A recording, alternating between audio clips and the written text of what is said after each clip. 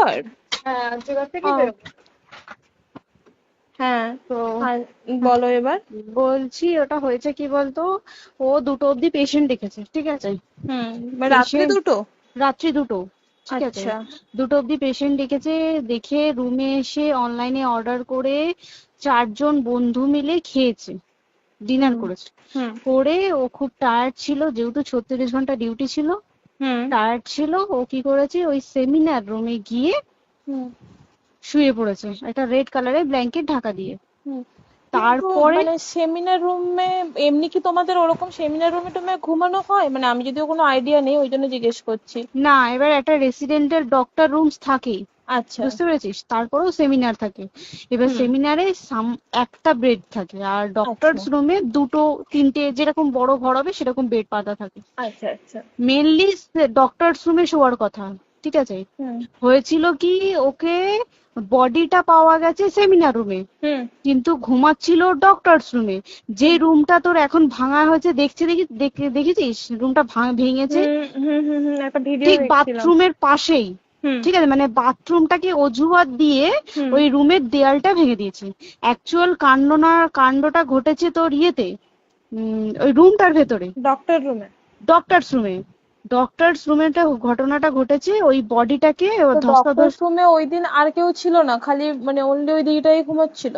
হ্যাঁ, এবার তোকে আমি বলি, অন কলে নিশ্চয়ই একজন থাকবে না, ওরা হুম জুনিয়র সিনিয়র মিলিয়ে থাকে, এমনকি থার্ড ইয়ার একজন থাকবে, সেকেন্ড ইয়ার একজন থাকবে, হুম প্লাস ফার্স্ট ইয়ারের ইন্টার্নশিপরা যারা থাকে তারা ইন্টার্নরা থাকে। হুম আর চেস্ট এমন একটা ওয়ার্ড হচ্ছে, কোভিড এর পর থেকে প্রায় হামেশাই সবার শ্বাসকষ্ট হচ্ছে, মানে আসছে মানেই শ্বাসকষ্ট হচ্ছে। হুম আর চেস্ট ওয়ার্ড আর চেস্ট মেডিসিন দুটোই হুম পাশাপাশি ওয়ার্ড, হুম ঠিক আছে। হুম তো কেউ কি শুনতে পায়নি? কেউ শুনতে পায়নি। হ্যাঁ, ওটাই তো আমি ওই দিনকে ওটাই ভাবছিলাম এবার যে। দেখ, ধস্তাধস্তি করাতে একটা নিশ্চয়ই চিৎকার হয়, একটা ভাইলেন্ট হয়, হুম হুম বুঝতে পেরেছিস। হুম তারপরে আবার কি, যে 4জন ওর সাথে খেয়েছে তারা কোথায়, তারা কেন মিডিয়ার সামনে আসছে না? হুম তাই ঠিকই তো, তো। তারা কেন আসছে না? তোমার ওই এক- দিন ডিউটি ছিল না রাতে? ওই দিনকে আমি নাইটে ডিউটি করছিলাম। আচ্ছা। আমি নাইটে ডিউটি করে এসেছি, আমার লাস্ট নাইট ছিল।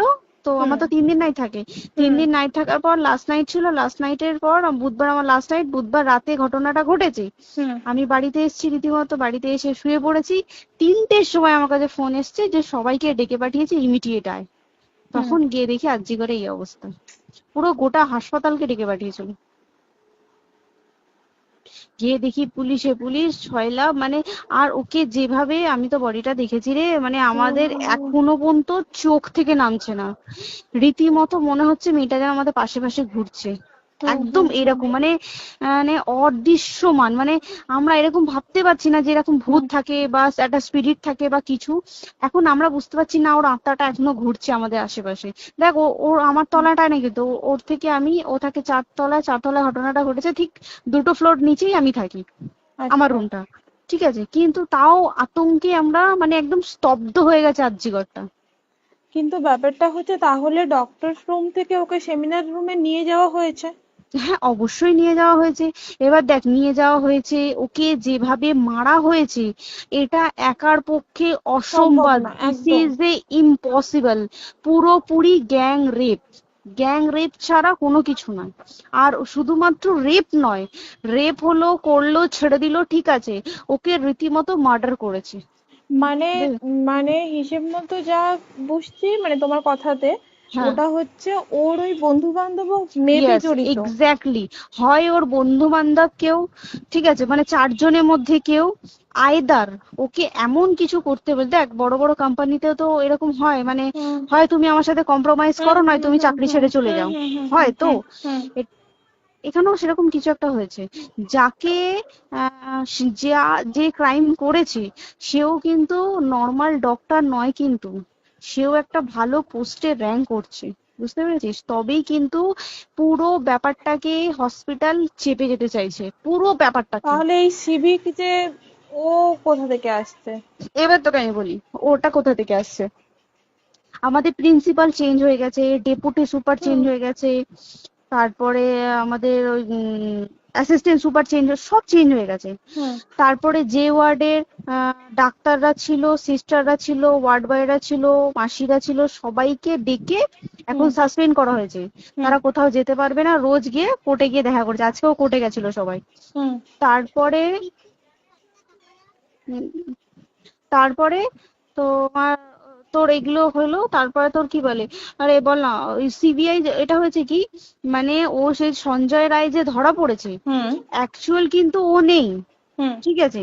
ওর এতটা ক্ষমতাই হয় না। ও অত রাত্রে কি করতে যাবে? হুম ও অত রাত্রে ওখানে কি করতে যাবে?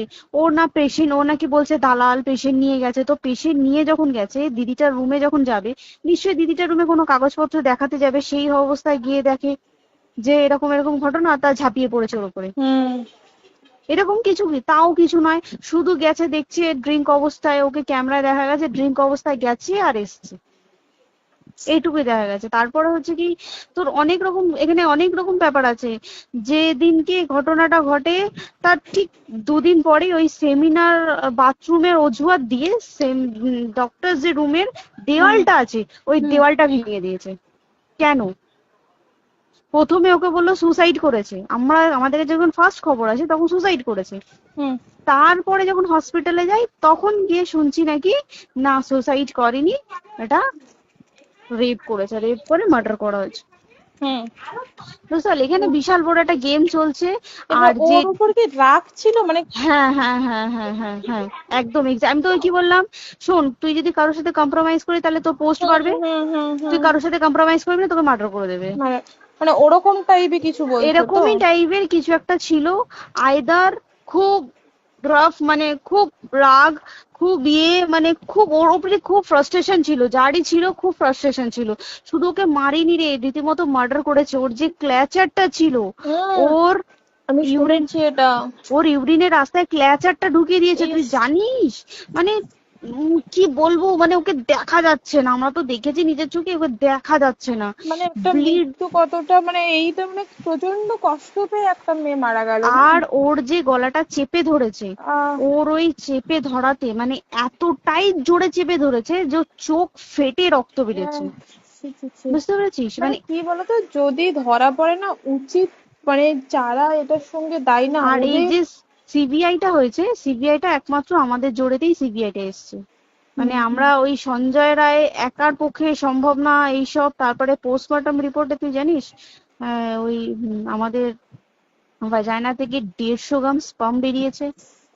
ইস, পোস্টমর্টম রিপোর্ট 150 গ্রাম স্পাম, মানে বুঝতে পারছিস? Hmm not a calculated, minimum, minimum কম করে 6 থেকে 7 জন করেছে ওকে রেপ। ছি ছি ছি। ওই জন্যই তো আমরা এতটা বেশি ভাইলেন্ট হয়ে গেছি, বুঝতে পেরেছিস? আর তারপর আমাদের দেখো, একটা মেয়ে তার কাজের জায়গাতেই ছিল, এমনটা নয় যে রাস্তাঘাটে কোনো বিপদ, ও তার কাজের জায়গাতেই আরে সেফ নয়। শোন, দেখ বড় বড় কোম্পানিতে কি হয়, রুমের ভেতরে এগুলো হয়, মানে ধর রুমের ভেতরে হলো, যেমন কল সেন্টারে হয়, নাইট হুম শিফটে হুম হয়, হুম হুম। এইগুলো একসেপ্টেবল। বাট হসপিটাল হচ্ছে কিন্তু এমন একটা আরজি এরিয়া, করের মতো একটা, হ্যাঁ। আরজি কর বলে না, যে কোনো হাসপাতালে কেউ যদি স্ব ইচ্ছায় কারোর সাথে রিলেশনশিপে গিয়ে করতে চায় সেটা আলাদা জিনিস কিন্তু, হুম ঠিক আছে? হুম কিন্তু কেউ কারো বিরুদ্ধে এইভাবে করতে পারে না রে, তুই জানিস না? মানে ওয়ার্ডে দেখ, কম বেশি আমরা সবাই ঘুমাই, কম বেশি আমরা হুম সবাই জেগে হুম। থাকি, জেগে তো থাকি। তাতে কি কেউ শুনতে পায়নি? তার কি একদম সেটাই। ভাইলেন্স ছিল না? যদি কেউ না শুনতে পারে তাহলে ওর খাবারে কেউ কিছু মিশিয়েছিল, হুম তাই কি না? হুম হুম সেটাও পোস্টমর্টম রিপোর্টে মানে লিক করছে না যে কেন খাবার খাবার ও তো খাবারটা খেয়েছিল, সেটা তো নিশ্চয়ই পেটেই ছিল, পেট থেকে তো হুম বমি করে বের করে দেয়নি, সেটা হুম তো ফরেনসিক রিপোর্টে কিছু বলবে। হুম আর তুই জানিস না, দেনার দেন মানে ধর পোস্টমর্টম রিপোর্ট আসতে 3 দিন সময় লাগে। হুম ও যেদিনকে মরেছে ঠিক তার পরের দিনকে বিকালবেলা পোস্টমর্টম রিপোর্ট বার করেছে, মানে বডি বার করো আর পোড়াও, হুম। 10 সেকেন্ডের মধ্যে ওর বাড়িতে নিয়ে গেছে, তারপরে বডি পুড়িয়ে দিয়েছে। মানে কি বলবো, হসপিটাল, মমতা ব্যানার্জি, সবাই মানে তৃণমূল প্রত্যেক সবাই হুম এটাকে পুরোটাই কেসটাকে চাপা দিতে চাইছে, পুরোটা পুরোটা। তবে তুই ভাব, যে মানুষটাকে এত ক্ষতবিক্ষত ভাবে মেরেছে, তাকে অভিষেক ব্যানার রেপ কি কলকাতায় প্রথম হলো? নয়, হুম বিভিন্ন জায়গায় বিভিন্ন ভাবে রেপ হয়েছে, হুম ধরা পড়েছে, ফাঁসি হ্যাঁ হয়েছে কি হুম জেল হয়েছে। হুম অভিষেক বন্দ্যোপাধ্যায় কেন বললো জাস্ট এট তোর কি বলে এনকাউন্টার করতে?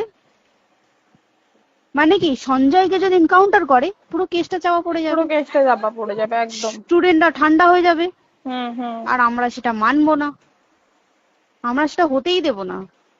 তাতে যদি চাকরি মানে আরজিকরটাকে সিল করতে হয় তাতেও আমরা রাজি আছি, সিল করে দেওয়া হোক আরজিকর, সিল করে দেবে মনে হচ্ছে যদি ঠিকঠাক ভাবে। এবার ওই জন্য আমাদের দাবিতে সিবিআই এসছে। এবার তুই একটা কথা বল, যখন দেখতে পাচ্ছে মমতা ব্যানার্জি যে কলকাতা পুলিশ আমাদের জন্য কিছু করতে পারছে না, আমরা কিছু মানতে পারছি না, 7 দিন ধরে বার করতে পারছে না, হুম তাহলে সেটা 2-3 দিনের মধ্যে কেন হ্যান্ড ওভার করে দিল না? হুম তাই তো। তাই কি না? তারপরে দেখ পিডব্লিউডি ওটা লো পোস্টের মানুষ, মানে যারা ভাঙচুর করে, মানে সিমেন্টের যারা কাজ করে হুম তাদেরকে পিডব্লিউডি বলে। হুম এবার পিডব্লিউডির নিশ্চয়ই হায়ার অথরিটি থেকে অর্ডার এসছে তবেই ওরা গিয়ে ভেঙেছে। ওরা হুম নিশ্চয়ই পাগল নয় দুম করে গিয়ে কোনো গভর্নমেন্ট প্রপার্টি ভেঙে দেবে। হুম অর্ডারটা কে পাস করলো যে এখনই চেস্ট ওয়ার্ডটাকে ভাঙতে হলো? সিবিআই আসা পর্যন্ত অপেক্ষা করতে পারতো। কারণ আজকে অত বড় বিক্ষোভ হবার কারণ কি হচ্ছে, একটাই কারণ, যে মেয়েটি মারা গেছে ঠিক আছে, কিন্তু তাকে এত বেশি মলেস্ট করে, এত বেশি রেপ করে বা বেশি ওকে মেরেছে, তার কি কোনো প্রতিবাদ নেই? তুই কোথায় সেফ পাবি তুই আমাকে বল? তুই ধর চাকরি ছেড়ে আজকের সরকারি চাকরি ছেড়ে তুই প্রাইভেটে যাই, প্রাইভেটেও তো তাই একই কোথাও না অবস্থা, একদম একদম। প্রাইভেটেও একই অবস্থা। তুই কোনো চায়ের দোকান খুলে বসবি, অনার্সশিপে তুই বসলেও তাও এসে তো হাজার ছেলেরা থাকে, হুম হাজার ছেলেরা টিজ করে, তুই কোথায় কি করবি? তাহলে আমাদের সেফটি কোথায়? আমাদের মুখ্যমন্ত্রী মমতা ব্যানার্জি সে একটা লেডি হয়ে তাহলে আমাদের কি সেফটি দিয়েছে? আমাদের কি লক্ষ্মী ভান্ডার দিলে this is a problem solve? পুরো মাসের আমাদের কি সব খরচা চলে যায় লক্ষ্মী ভান্ডারে? জানি না, আই ডোন্ট নো, মানে আমরা প্রচুর ক্ষেপে আছি, প্রচুর, মানে এর বিচার না চাওয়া পর্যন্ত তা তুই ঠিকই তো। ভেবে চল কি এটা সলভ হবে না। আমরা মানে বিচার আমি নিয়ে আমি কথা বলবো। 2 দিন ধরেই ভাবছিলাম তোমাকে ফোন করবো, কিন্তু মানে এটা ওটাতে হয়ে উঠছে না। আর তোমাকে তো হুম। আমি ওই দিন রাতেই হোয়াটসঅ্যাপ করলাম না। হ্যাঁ হ্যাঁ এবার হ্যাঁ তখনই না আমি ব্যাপারটা অতটা বুঝতে পারিনি, আর আমার তার পরের দিনই ভোরবেলা ডিউটি। তা হ্যাঁ। আমি খুব তারপর সাবধানে থাকিস রে, আর খুব বলো না, সাবধানে না না। থাকিস। হ্যাঁ তাই তো, এখন মানে আর তোমরাও সাবধানে থাকো কি সবাই। বলবো বল, কিছু বলার নেই। দেখ আমাদের মধ্যবিত্ত মানুষরা আমাদের চাকরি করে খেতেই হবে, সোজা কথা। একদম একদম। তাই কিনা বল? বাবা এত হুম পুঁজি নেই যে বসে অত, বসে খাবো, ঠিক আর আছে? সেই মেন্টালিটিও নেই। পুঁজি হ্যাঁ যদিও থাকে, মেন্টালিটিও নেই হ্যাঁ যে এবার বাবার তুই, পুঁজিতে খাবে। এবার একটা কথা তুই বল, চাকরিটা কোথায় গিয়ে করবো তুই একটা বল? কোন সেটাই। স্টেটে গিয়ে চাকরি করবো তুই আমাকে বল? ওই যেমন, মানে এটা হয়তো আমার মা যেমন বাড়িতে থেকে 7টার মধ্যে ঢুকে যাও, দিদিকে তো ধরো অনেক রাত অব্দি 9টা, 9:30, 10টা অব্দি ল্যাবে থাকতেই হয় না। এবার তুই কি করবি কি বল, কি করবে করবি? বলো তো, এখন কিছু নেই। করার আছে? দেখ ল্যাবেও তো সব ছেলেরা আছে, ছেলে হ্যাঁ আছে মেয়ে আছে, তুই একদম। কাকে বারণ করবি, তুই কাকে বিশ্বাস করবি তুই বল? তুই ধর কলিগদের সাথে খেতে বসেছিস, ঠিক আছে, তোর টিফিনটা যদি কেউ চাইলো তুই তাকে না দিয়ে পারবি? না একদমই, আর কার মনে যে কি আছে সেটাই তো কি খুব বলবি সমস্যা। বল? এবার তুই বল খাবারটা যে খাবি, তোর টিফিন কেউ চাইলো বা তোকে যদি কেউ বললো কে একটু একটু খা, যেমন আমরা শেয়ারে হয় স্কুলে হ্যাঁ যেটা আমাদের আমাদেরও শিখে হয়, এসেছি, যেটা হ্যাঁ স্বাভাবিক, এটা সবারই এটা তো হয়। স্বাভাবিক। তুই বল তাতে যদি এরকম অবস্থা হয় তাহলে কি করবে মানুষ, তুই আমাকে বল? আজকেও তো তাই আমাদের দেখ না, 11টা থেকে আমাদের তোর ক্যান্ডেল দিয়ে হোয়াইট ড্রেস হুম। পরে সব শ্যামবাজারে একতা হবে। এখন আবার বৃষ্টি শুরু হয়েছে, কে জানে বৃষ্টি, কি প্রচুর বৃষ্টি শুরু হলো। কি হুম, হবে জানি না। ঠিক আছে গো, টাটা। হ্যাঁ হুম চল টাটা। হুম হুম হুম। হুম হুম।